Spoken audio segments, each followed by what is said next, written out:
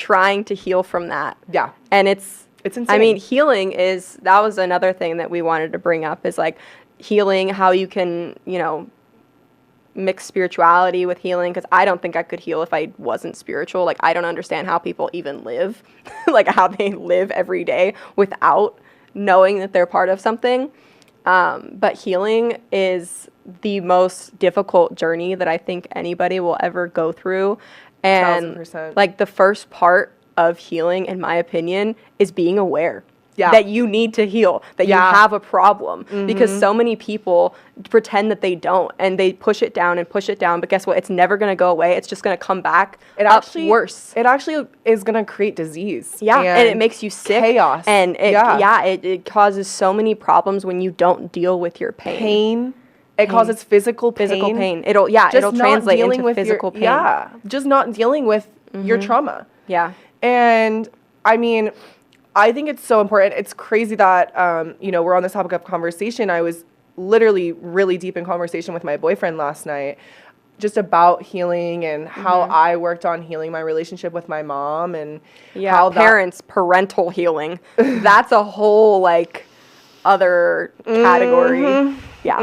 It took me moving across the country to even be in a mindset away from it enough to feel an understanding of like the work that needed to be done. Because you can't heal from something while you're inside it. Oh yeah, no. You cannot. It doesn't work. You're just going to keep going into a circle. You can't, it's impossible to heal from something while you're inside of it, whether that be a relationship, with your parents or with your boyfriend, with your girlfriend, with your sibling, whatever it is, you cannot heal while you're in it. You need space separate so you can look at the whole picture, because you can't see it when you're inside. Can't see it when you're in it. And I didn't even know, like, a lot of my tendencies that came up in my first relationship that I had once I moved away, because I always had good relationships. Nothing ever toxic. I never really, like, fought too hard, like, younger, like when I was like high school, college. I never had like toxicity in my relationships. And then I moved away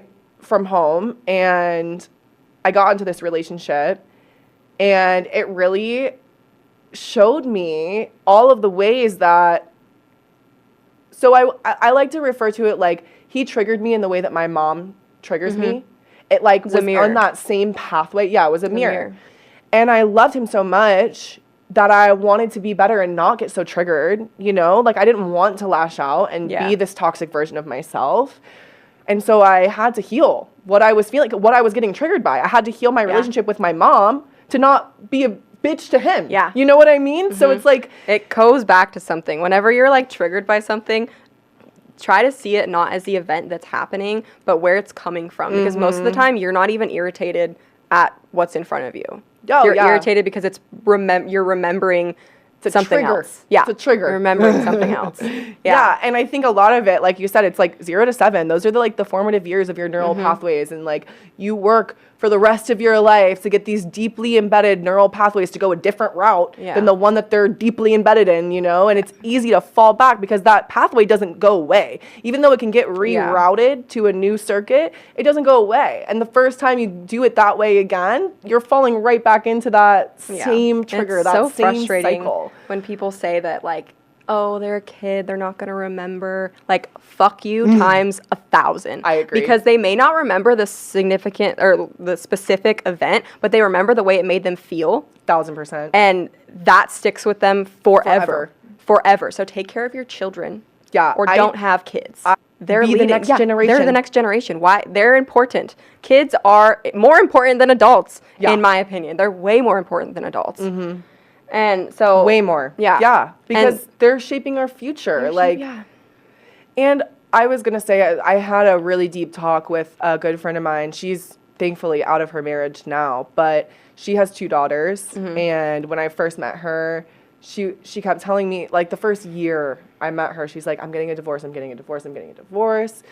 And the few times that I was over and like actually saw what was going on and how toxic it was in the home, I had to really sit her down and be like, girl, your kids are 6 and 8. Like, most of their neural pathways are already formed. like they're deep ones, Yeah. you know? And like you might think that this doesn't affect them, but they know So more wrong. than you realize. Yeah. And Kids you are have sponges. to do this for them. Kids are sponges. Like, they soak up everything they see, everything they hear, the energy. Even if you have even if you're not saying something that's wrong, the way your body language is, kids pick up on everything. Everything. They know. I remember being so little and knowing, like, even just knowing, because I grew up with alcoholic parents. Same. And well, dad, not mom. both of mine. So, but I remember them trying to, like, act like they weren't drunk or something. And I'm like 4 years old. You can see right through it. And you know, Yeah. like, you know, even Yeah. at a little young age, like my mom would try to hide like smoking weed and I'd be like, she's smoking weed. Like I knew. I remember telling so I have a best friend that I grew up 4 houses down from since we were 4 years old. I've known her my whole life. She's like my sister.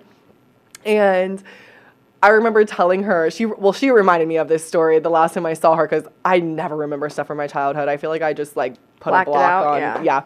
Most I of know it. that one. But she said she remembers this time where we were like peeking out into the backyard where our parents were. My mom and her dad were out in the backyard smoking weed.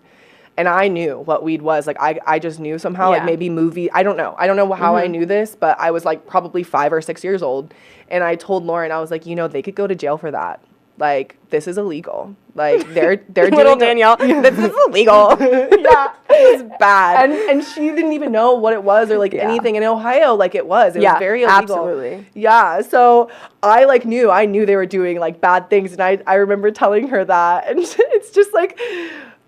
you are so much more aware as a child than we give children credit for. I cannot wait, honestly, to have children. This is, like, how me and Torin got on the subject of this last night. Because, like, I genuinely feel like we are so yin and yang. We have this beautiful balance of, like, me being so feminine and spiritual and him being so masculine and the way he thinks about grounded. Yeah, he's very grounded. And so I'm so excited to see how our kids turn out because it's like, and we both just had such crazy childhoods that were just so unfortunate and that we both have a lot of resentment towards. And I think, like, if anything, the silver lining in that, and it's not good or bad, right? It's just, it is what it is. And the silver lining and the positive aspect of that is that we're going to raise the best kids ever. Yeah. And I feel like I'm really happy that I went through that stuff at an early age because I feel like it's given me superpowers as an adult to be able to see through bullshit. And I'm able to, like, I'm such a good judge of character, I feel, and I can tell if someone's energy is off. I can tell when someone's lying. I can tell by their body language if they're, like, you know, if they're happy or annoyed or whatever it is. And I feel like I was able to learn that from such a young age. And so now I'm able to, like, sense manipulation and I'm able to see all those things so quickly. Whereas, like, someone who maybe didn't have a super crazy childhood, then they go out into the world and they have real tangible things that can be taken from them and they get bamboozled. Yeah. Because they don't understand that people think that way. I think that comes from, like, a heightened sense of intuition. I think comes from a lack of guidance. Yeah. Because I don't know, I don't want to speak for you, but, like, because I didn't have very much guidance, I had to figure everything out on my own at such a young age. So God gifts us with this strong intuition, and that's the tool that we've been sharpening since we were old enough to even think straight, right?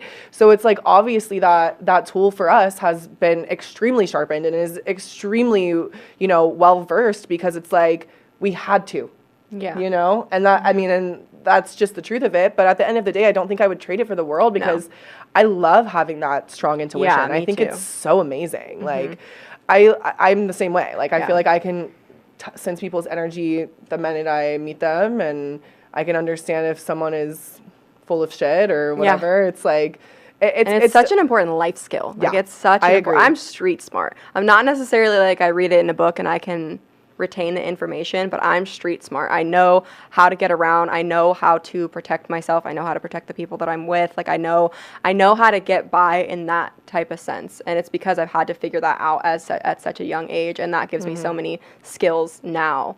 And it's taken me, I feel like this has been the best year of my life so far, where I think that's happened every year for the last like 7 years, where like every year has significantly gotten better because I'm putting so much energy into healing, because I want to be the best version of myself every single day. I repeat affirmations every single day. I am the best version of myself. I am becoming the best version of myself every single day. I am the best version of myself, and I don't go backwards because I choose to go forwards. It's like I'm making the conscious decision to be better and not go backwards. And recognizing the wounds that you have and accepting them, saying, like, I see you, and I'm ready to understand you, and I'm willing to do what it takes to heal you. And it's such a hard. It's like holding the hand of your inner child. Yeah. And something that I did that I feel like helped me a lot is I went through like photo albums and stuff, and I found a photo that like resonated with me a lot, where I knew where I was like maybe 4 or 5, that I knew I was in a really